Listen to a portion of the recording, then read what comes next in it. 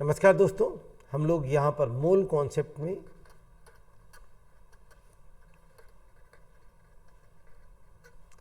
Titration based question पे काम कर रहे हैं। टाइट्रेशन बेस्ड प्रॉब्लम्स का मतलब क्या होता है? टाइट्रेशन बेस्ड प्रॉब्लम का किसे कहते हैं? क्या मतलब होता है टाइट्रेशन बेस्ड प्रॉब्लम? क्या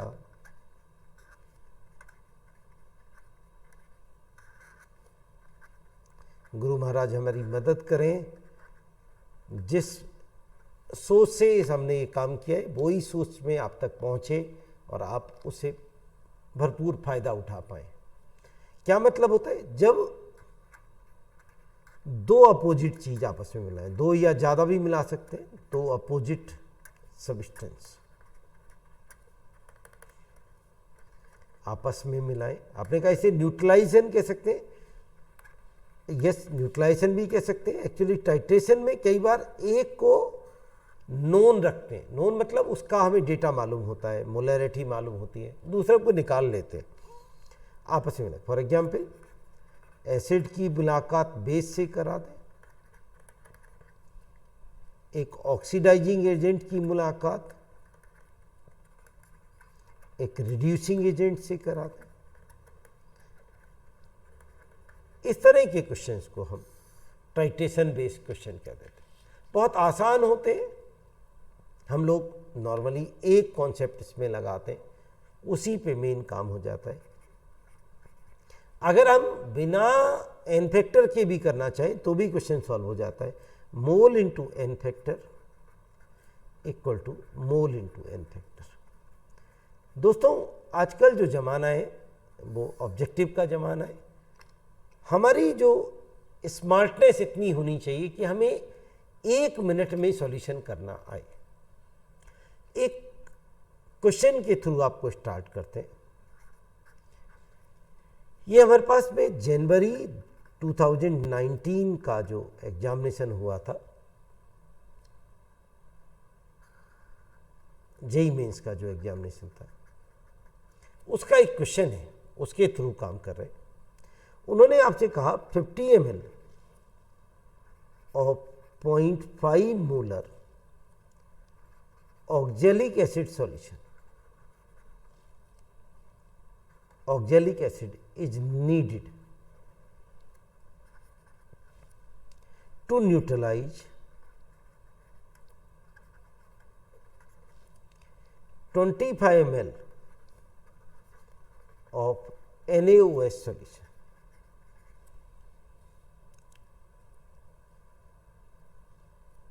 The amount of NaOH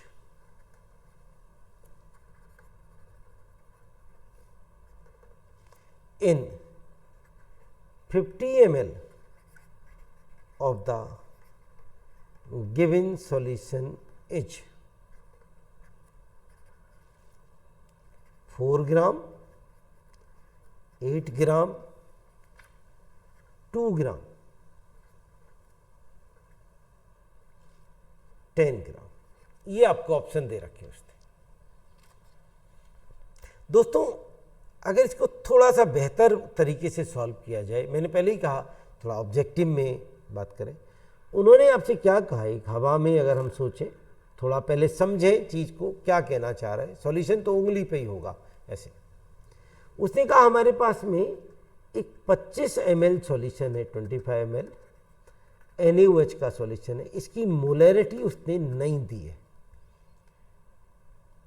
इस सॉल्यूशन को न्यूट्रलाइज करने के लिए 50 ml 0.5 मोलर ऑक्जेलिक एसिड की जरूरत पड़ी। आप में से बहुत सारे लोग कहेंगे साहब आपने अभी यहाँ पे एन फैक्टर लिखा था, हम तो एन फैक्टर नहीं जानते। सब जान जाएंगे, थोड़ा सा पेशेंस रखिए, फटाक से समझ में आ जाएगा। बहुत आसान होता है। तो यहां पे जो सबसे बड़ी समस्या होती है,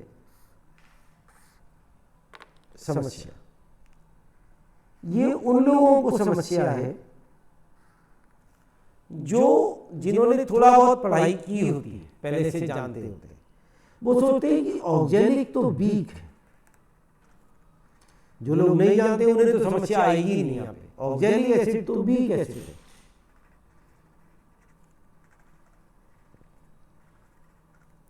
NaOH स्ट्रॉन्ग एसिड है, स्ट्रॉन्ग बेस है। दोस्तों जब हम न्यूट्रलाइजेशन करते हैं, जब न्यूट्रलाइजेशन करते हैं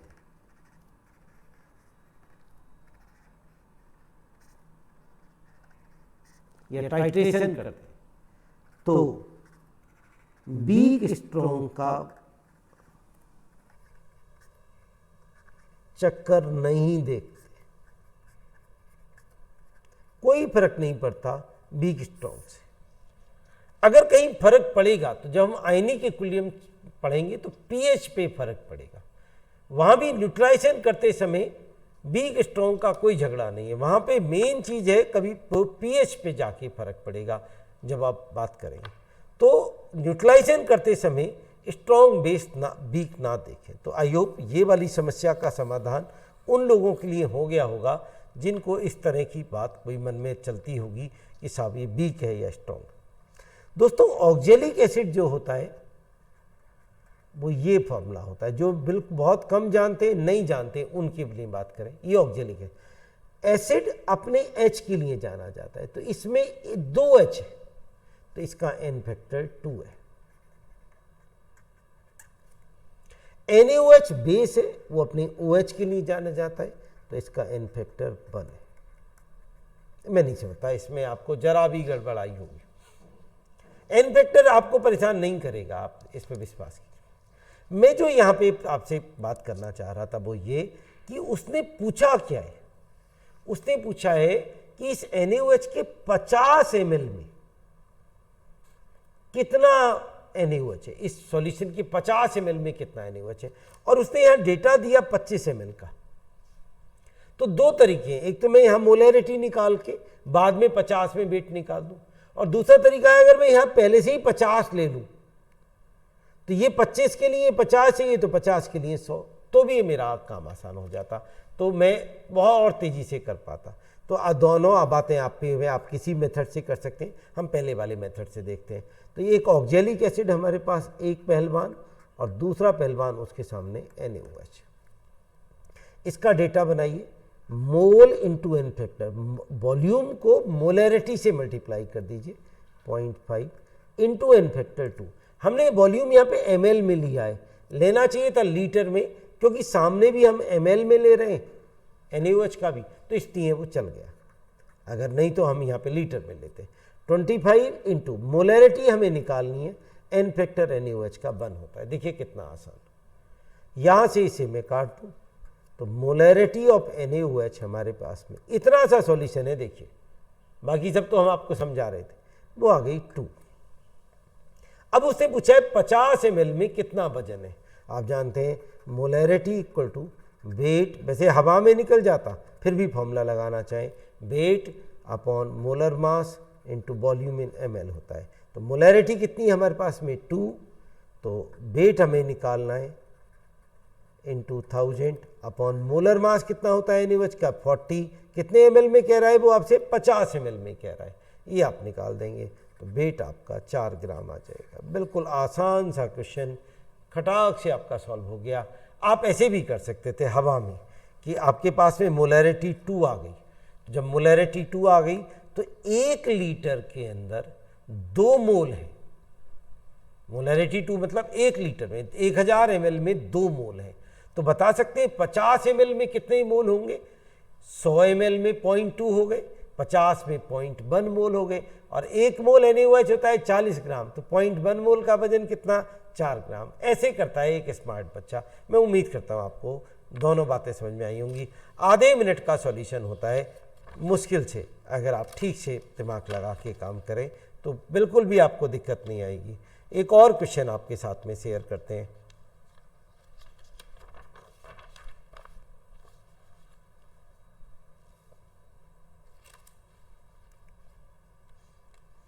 धीरे धीरे आप सीख जाएंगे, कोई ऐसी बड़ी बात इसमें है नहीं। ये हमारे पास में ये भी जनवरी 2019 में जेईई मेंस में जो एग्जामिनेशन हुआ था उसका क्वेश्चन है। बहुत आसान से क्वेश्चंस हैं, क्योंकि आजकल एनटीए बेस्ड एग्जामिनेशन होते हैं, तो नीट में भी और आईआईटी में भी, दोनों में, तो इसलिए हम उनके वो प्रायोरिटी देते हैं। आपको समझ में आए कि एक्चुअली क्वेश्चन का पैटर्न क्या था, किस पैटर्न पे पेपर आता है, वो आपको समझ में आए। बहुत आसान क्वेश्चन है, देखिए। उसने कहा 25 ml of the given HCl solution requires 30 ml of 0.1 molar NaOH, sorry क्षमा चाहता हूँ, Na2CO3 solution. What is the volume of this HCl solution required to titrate 30 ml of 0.2 molar NaOH solution. Zero level का question है। अगर हम उंगली पे करेंगे, एक बार आप हैबिचुअल हो गए तो आपको इस क्वेश्चन में पेन भी नहीं चलाना पड़ेगा। आपको मेन है प्रॉब्लम समझ में आए, क्वेश्चन क्या पूछ रहा है।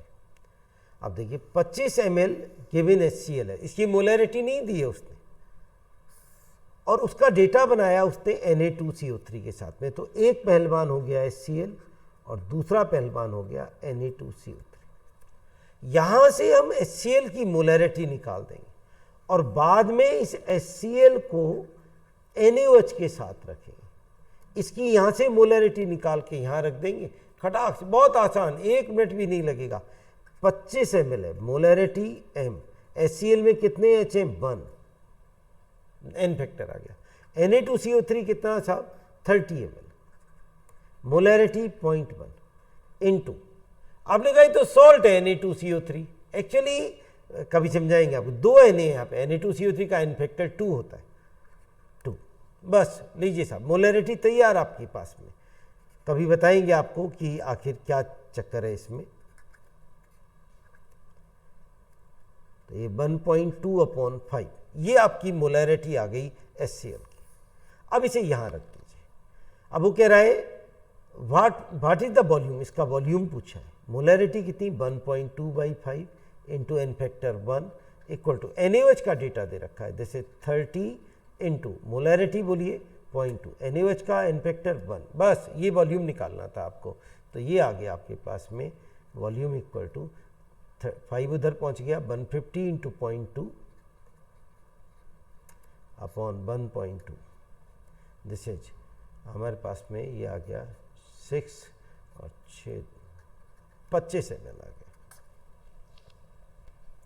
बिल्कुल आसान, आप हवा में कर सकते थे। मुझे नहीं लगता कि इस ऐसे क्वेश्चन में आपको कहीं भी दिक्कत आएगी। दोस्तों, एक होता है हमारे पास में रिडॉक्स टाइट्रेशन। रिडॉक्स टाइट्रेशन बच्चे को लगता है साहब ये तो बहुत बड़ा टॉपिक होता है। इतना बड़ा नहीं है जितना हमें दिखाई देता है। आसान टॉपिक होता है, बस ज़रूरत है अपने ऊपर विश्वास करने की। खुद पे कॉन्फिडेंस रखिए, मन में हमेशा ईश्वर को, अपने आप को मानिए और कॉन्फिडेंस रखिए मन में कि यस मैं कर सकता हूँ। रिडॉक्स में आप जानते हैं एक ऑक्सीडाइजिंग एजेंट होते हैं, एक रिड्यूसिंग एजेंट होते हैं।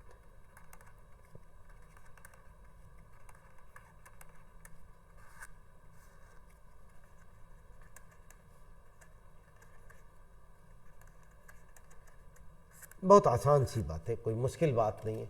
पहले बात करते हैं जो पहले से ही गिवन है, नोन है, जो हम पहले से जानते हैं। कई बार वो रिएक्शन के दौरान हमें देखना पड़ता है, वो अलग क्वेश्चन बाद करेंगे। वैसे तो 99% हमें नोन ही होते हैं।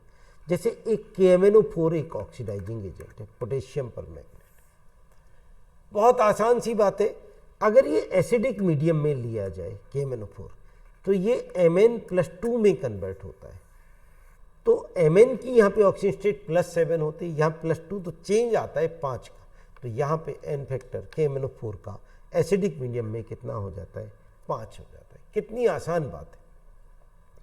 KMnO4 अगर न्यूट्रल मीडियम में लिया जाए, जैसे द न्यूट्रल मीडियम, या माइल्ड एल्केलाइन मीडियम में लिया जाए, न्यूट्रल मीडियम में या माइल्ड एल्कलाइन, वो मुंह से बोलेगा आपके पास में। आप बिल्कुल चिंता मत करें कि हमें कैसे मालूम पड़ेगा एल्कलाइन है नहीं है, मुंह से बोलेगा। तो ये कन्वर्ट होता है MnO2 में। यहाँ Mn की ऑक्सीजन स्टेट +7, यहाँ +4, कितने का चेंज आया? 3 का। तो ऐसे केस में KMnO4 का n फैक्टर 3 होता है। आज तक कभी क्वेश्चन आया नहीं, फिर भी अगर KMnO4 को स्ट्रॉन्गली बेसिक मीडियम में लिया जाए, वो आपसे कहेगा स्ट्रॉन्गली बेसिक, बेसिक मतलब एल्कलाइन मीडियम, स्ट्रॉन्गली बेसिक करीब pH 12 के आसपास। आज तक कभी इस पे आया नहीं क्वेश्चन। तो ये K2MnO4 में चेंज होता है। यहाँ Mn+7, यहाँ Mn+6, तो 1 का चेंज आया। तो ऐसे केस में KMnO4 का n फैक्टर 1 होता है। कितने आसान बात है, देखिए। फिर देखिए आपके पास में सबसे ज़्यादा जो आपको इसमें इस्तेमाल करना होगा वो एसिडिक या फिर माइल्ड बेसिक या न्यूट्रल मीडियम। न्यूट्रल पे बहुत क्वेश्चन बनता है। तो KMnO4 हमें याद हो गया, ऐसे ही आपको हवा में याद होगा तो आप फटाक से कर पाएंगे। एसिडिक मीडियम Mn+2 में कन्वर्ट होता है, n फैक्टर 5। न्यूट्रल मीडियम या माइल्ड बेसिक, ये MnO2 में कन्वर्ट होता है KMnO4, n फैक्टर 3। और स्ट्रॉन्गली बेसिक वो अपने मुंह से बोलेगा, तो ये K2MnO4 में चेंज होता है, n फैक्टर 1। बस इतना सा याद करना है KMnO4। पोटेशियम परमैंगनेट आपके सिलेबस में होता है क्लास 12th में, वहाँ भी आपको याद होना चाहिए। ऐसे ही पोटेशियम डाइक्रोमेट K2Cr2O7, इसका भैया है K2CrO4 पोटेशियम क्रोमेट। ये CrO3 के डेरिवेटिव होते हैं, सब एक से हैं।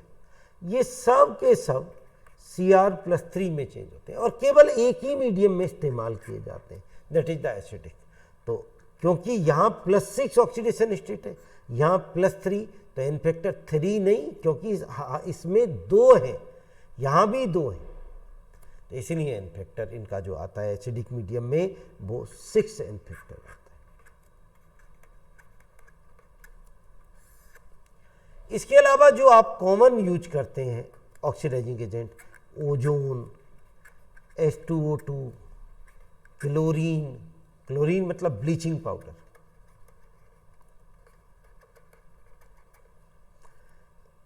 ये मोस्ट कॉमन यूज करते हैं। इन सब का n फैक्टर 2 होता है।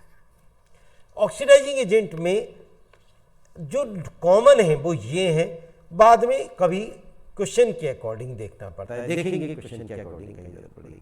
मैं समझता हूँ कितना आसान है। रिडॉक्स पे मुश्किल से 2 मिनट लगते हैं बच्चे को। 5, 3, 1, ये तो KMnO4 है और +6 से प्लस उसमें जाता है, +3 में 2 थे क्रोमियम में, तो इसलिए n फैक्टर 6 और बाकी ये ओजोन H2O2 अगर हम क्या बात करें, रिड्यूसिंग एजेंट की बात करें दोस्तों,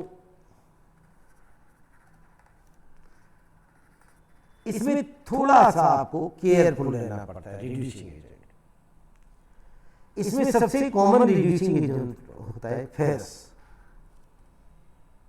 फेरस हमेशा फेरिक में कन्वर्ट होता है, तो +2 से +3, तो n फैक्टर हमेशा 1 होता है।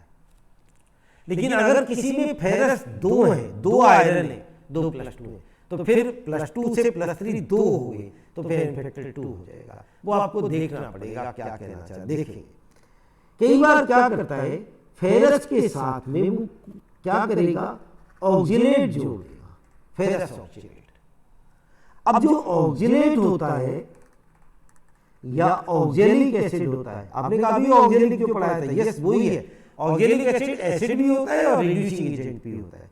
तो इन सब ये CO2 में कन्वर्ट होता है, इनका इसका इन्फेक्टर हमेशा 2 होता है, ऑक्जेलेट का, एक ऑक्जेलेट। तो फेरस ऑक्जेलेट में इसका भी इन्फेक्टर काउंट होगा और इसका भी, तो इसका 1 इसका 2, तो फेरस ऑक्जेलेट का इसमें 3 इन्फेक्टर। एक बार उसने क्वेश्चन बना दिया कि साहब हमारे पास एक कोऑर्डिनेशन कंपाउंड उसने बना दिया,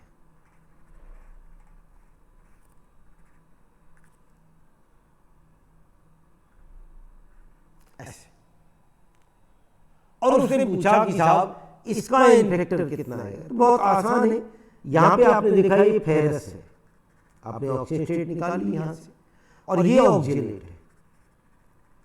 तो फेरस का 1 और ऑक्जेलेट का 2 होता है, लेकिन 3 ऑक्जेलेट है, तो कुल टोटल मिला के 7। ये तो आप उम्मीद कर सकते हैं, एक बड़े एग्जामिनेशन की बात कर रहा होता है वो, तो कर सकते। तो हमने पढ़ा फेरस और साथ में ऑक्जेलेट या ऑक्जेलिक एसिड। आसान होता है, कोई बड़ी बात नहीं होती इसमें। फेरिक कभी ऑक्सीडाइज नहीं होता। अच्छा जी, इसके अलावा रिड्यूसिंग एजेंट की बात कर रहे थे आपसे। रिड्यूसिंग एजेंट में अब तक आपने पढ़ा फेरस हमेशा 1 और ऑक्जेलेट हमेशा 2, और इनकी मिक्स वैरायटी अभी आपने देखी। इसके अलावा एक और खास होता है KI। आयोडाइड हमेशा I2 में चेंज होता है, तो -1 से 0, तो KI का इन्फेक्टर 1 आता है। बट KI को KiO3 में चेंज कर देता है अगर हम इस पे न्यूट्रल और माइल्डली बेसिक KMnO4 डालें। तो यहां पे आयोडीन की ऑक्सीजन स्टेट -1, यहां पे +5, तो दोस्तों कितना चेंज आया? 6 का चेंज आया। तो एन फैक्टर KI का अगर वो KiO3 में चेंज हो रहा हो तो 6 हो जाता है। नॉर्मली इसका एन फैक्टर 1 होता है। ये खास बात है। तो आपने कहा फेरस, ऑक्जेलेट, KI। इस तरह से जो SO2 होता है वो हमेशा SO3 या सल्फेट आयन में कन्वर्ट होता है। यहाँ +4 +6 एन फैक्टर 2। जो नाइट्राइट होता है वो हमेशा नाइट्रेट में चेंज होता है, +4 वो +3 +5 एन फैक्टर 2। और एक और बहुत famous, this is sodium thiosulphate, this is thiosulphate ion.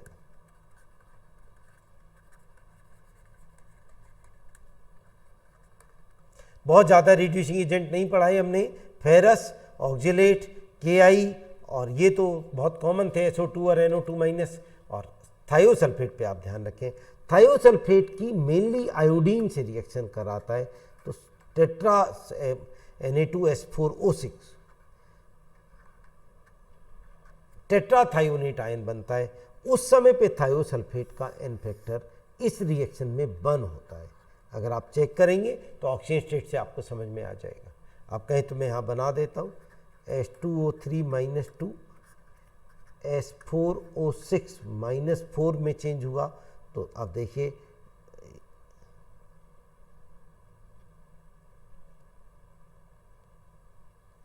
-2, तो ये 2, और यहाँ पे हो गया -4 चार्ज, यहाँ -2, तो 2 इलेक्ट्रॉन, 2 मोल से 2 इलेक्ट्रॉन, तो एन फैक्टर बना।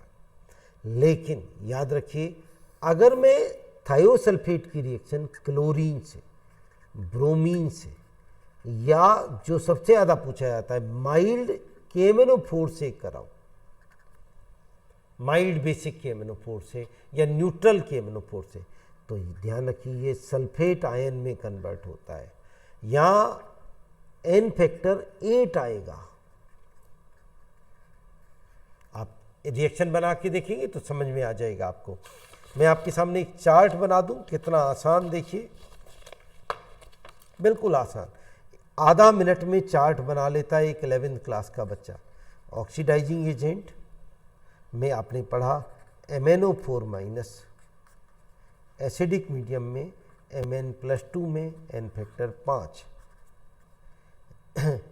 न्यूट्रल मीडियम में या माइल्ड बेसिक में ये MnO2 में कन्वर्ट होता है n फैक्टर 3, स्ट्रॉन्ग बेसिक में ये K2MnO4 में कन्वर्ट होता है n फैक्टर। जैसे जैसे आप आगे बढ़ते चल जाएंगे ऐसे ऐसे आप इन सबस्टेंस से फेमिलियर हो जाएंगे। पोटेशियम डाइक्रोमेट अभी तो आपको बड़ा लगेगा अगर आप 11th में, हमेशा Cr+3 में चेंज होता है, केवल एक ही मीडियम में काम करता है, एसिडिक में n फैक्टर 6 होता है। इसके अलावा बहुत common ozone, H2O2, Cl2 etcetera, इनका 2 ही आता है। लीजिए साहब, ऑक्सीडाइजिंग एजेंट खत्म। रिड्यूसिंग एजेंट में बच्चे को लगता है साहब बहुत सारी वेराइटी है, देखते हैं साहब कैसी वेराइटी है। रिड्यूसिंग एजेंट में फेरस हमेशा फेरिक में कन्वर्ट होता है, n फैक्टर 1 आता है। ऑक्जिलेट हमेशा ऑक्जिल का CO2 में कन्वर्ट होता है, n फैक्टर 2 आता है। इनकी मिक्स्ड आ जाती है। Ki अगर I2 में चेंज हो तो n फैक्टर 1, और अगर ये KiO3 में चेंज हो, कब होता है वो आपको बताया था, तो n फैक्टर 6। SO2 या सल्फाइड आयन हमेशा सल्फेट में चेंज होगा, n फैक्टर 2। नाइट्राइट हमेशा नाइट्रेट में चेंज होगा, n फैक्टर 2। और सबसे बड़ी बात सोडियम थायोसल्फेट, अगर आप 11th में तो एक और चैप्टर आप पढ़ेंगे तो वहाँ भी आपको ये आएगा, धीरे धीरे फेमिलियर हो जाएंगे। थायोसल्फेट आयन आयोडीन से जब रिएक्शन करता है तो टेट्रा H4O6-2 बनाता है, n फैक्टर 1 आता है। लेकिन क्लोरीन, ब्रोमीन या फिर माइल्ड एल्कलाइन KMnO4 से रिएक्शन करता है तो ये सल्फेट आयन बनाता है, n फैक्टर 8 आता है। देखिए दोस्तों, ये आपका चार्ट तैयार। एक बहुत बढ़िया क्वालिटी का क्वेश्चन देखते हैं, बहुत बढ़िया क्वालिटी, मतलब नॉर्मली ऐसे क्वेश्चन कम आते हैं एग्जामिनेशन में, पर इससे आपका काफ़ी हद तक टॉपिक क्लियर हो जाएगा, काफ़ी हद तक। मैंने रेयरली ऐसे क्वेश्चन देखे हैं, पर ये सिखाने के लिए बहुत अच्छा क्वेश्चन है। ये साहब हमारे पास अप्रैल 2019 का क्वेश्चन है, जेईई मेंस का। आजकल NTA ने जो क्वेश्चन कराते हैं, अभी NTA का कोई भी जो एग्जामिनेशन है उन पे काम करें मेनली, अगर आपको बढ़िया परफॉर्मेंस दिखानी है अपनी एग्जामिनेशन के अंदर। तो उन्होंने कहा in order to oxidise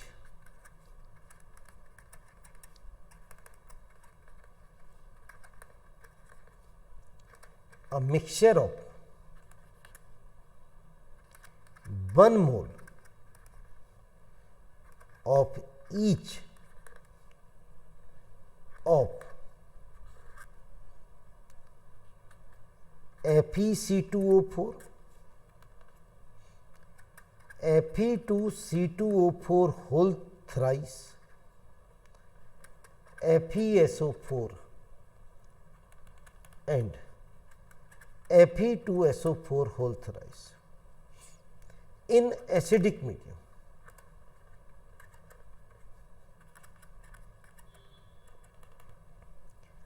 The number of moles of KMnO4 required is, कितने मोल KMnO4 की जरूरत पड़ेगी? पहला ऑप्शन दिया उसने 2, दूसरा दिया 1, तीसरा दिया 3, चौथा दिया 1.5। सिखाने के लिए बेहतरीन क्वालिटी क्वेश्चन। सबका 1 मोल है, तो पहले हम FeC2O4 की बात करते हैं। ये फेरस, ये ऑक्जिलेट, फेरस का n फैक्टर 1, ऑक्जिलेट का n फैक्टर 2, तो n फैक्टर हो गया 3। तो आपको KMnO4 चाहिए, तो मोल इंटू n फैक्टर, इसका मोल कितने 1, n फैक्टर कितना 3, KMnO4 का मोल कितने वो निकालने, n फैक्टर KMnO4 का एसिडिक मीडियम में 5। आई होप आप समझ पाए होंगे मैंने कैसे लिखा, mole of this equal to mole of KMnO4 into its n factor. KMnO4 का भी बताया था पीछे, एसिडिक मीडियम में n फैक्टर 5 होता है, तो ये मोल आ गए हमारे पास में 3/5। अब हमने इसको चेक किया, this is FeC2O4 whole thrice. ये सिखाने के लिए बहुत तगड़ा प्रॉब्लम है। ये फेरिक है, अगर आप चार्ज निकालें, फेरिक ऑक्सीडाइज नहीं होता, ये ऑक्जिलेट है। ऑक्जिलेट का n फैक्टर 2 होता है, लेकिन कितने ऑक्जिलेट हैं 3, तो 3 गुणा 2, ऑक्जिलेट का n फैक्टर 2 होता है, तो कुल मिला के n फैक्टर 6 आ गया। तो मोल कितने, सबके एक एक मोल लिया है, 1 मोल इसका, 1 मोल इसका, 1, n फैक्टर कितना 6, KMnO4 के mole n factor 5, n equal to आ गया 6/5, एक वैल्यू ये आ गई। ऐसे ही अब तीसरे कंपाउंड के लिए, तीसरा कंपाउंड है हमारे पास FeSO4, ये फेरस है, फेरस का n फैक्टर 1, ये सल्फेट है। सल्फेट ऑक्सीडाइज नहीं होता क्योंकि सल्फर की +6 है, सल्फेट का ऑक्सीडेशन नहीं कर सकते, तो यहाँ पे तो फेरस की वजह से गधे लोग समझ लेंगे इसका n फैक्टर 2 है क्योंकि +2 चार्ज है। नो, फेरस हमेशा 1 n फैक्टर होता है, तो फेरस सल्फेट की मोल कितने 1 मोल ही ले रहा है, इंटू n फैक्टर कितना 1, KMnO4 की मोल निकाल लें, n फैक्टर 5, 1/5, एक वैल्यू ये आ गई। और 1 मोल अब उसने कहा हमारे पास ferric sulphate Fe2SO4 whole thrice, तो ये फेरिक है, इसका ऑक्सीडेशन नहीं होता, ये सल्फेट है, इसका भी ऑक्सीडेशन नहीं होता, तो इसके लिए KMnO4 की ज़रूरत नहीं पड़ेगी क्योंकि ये तो ऑक्सीडाइज ही नहीं होता। अब देखिए टोटल मोल ऑफ KMnO4 कितने ज़रूरत पड़े, 3/5 तो यहाँ ज़रूरत पड़े, 6/5 यहाँ ज़रूरत पड़े, और 1/5 यहाँ ज़रूरत पड़े, 8/5, और इसे आप डिवाइड करें तो ये 1.4 आ जाएगा। दिस शुड बी 1.6 ना, इट इज, पहला ऑप्शन है 2, दूसरा 1, 3 एंड दिस इज 1.5 दे रखा है, मैंने 1.4 लिखा था। चेक करें एक बार और दोबारा से, 3/5, 6/5, 3, 6, 9 + 10, 10/5, 2 मोल्स आ जाए, पहला ही ऑप्शन आ गया। बेहतरीन क्वालिटी क्वेश्चंस हमारे पास में, मैं उम्मीद करता हूँ आपको ये क्लिप पसंद आई होगी। थैंक यू वेरी मच, देखते रहिए इसी तरह से, अपना प्यार बना के रखिए। थैंक यू वेरी मच दोस्तों।